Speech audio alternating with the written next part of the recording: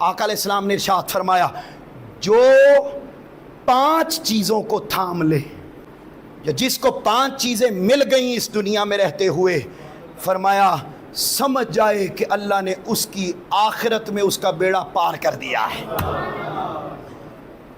بیڑا پار آخرت میں کیسے ہوگا؟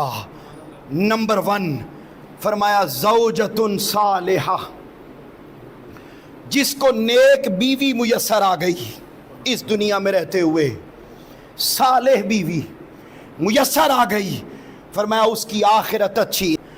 وبنون ابرار، جس کو اللہ نے نیک اولاد عطا کر دی۔ وحسن مخالطۃ الناس، جس کو لوگوں کے ساتھ ڈیلنگ کرنا اچھی آ گئی، سمپل از دیٹ کہ جس کا اخلاق اچھا ہو گیا۔ ومعیشۃ فی بلدہ، جس کو اپنے ملک میں ہی کاروبار اور اچھا روزگار مل گیا۔ اور آخری سنیں وحب آل محمد، جس کو آل محمد کی محبت مل گئی، فرمایا جس کو یہ 5 چیزیں مل گئی اللہ قیامت کے دن اس کا بیڑا پار کر دے گا۔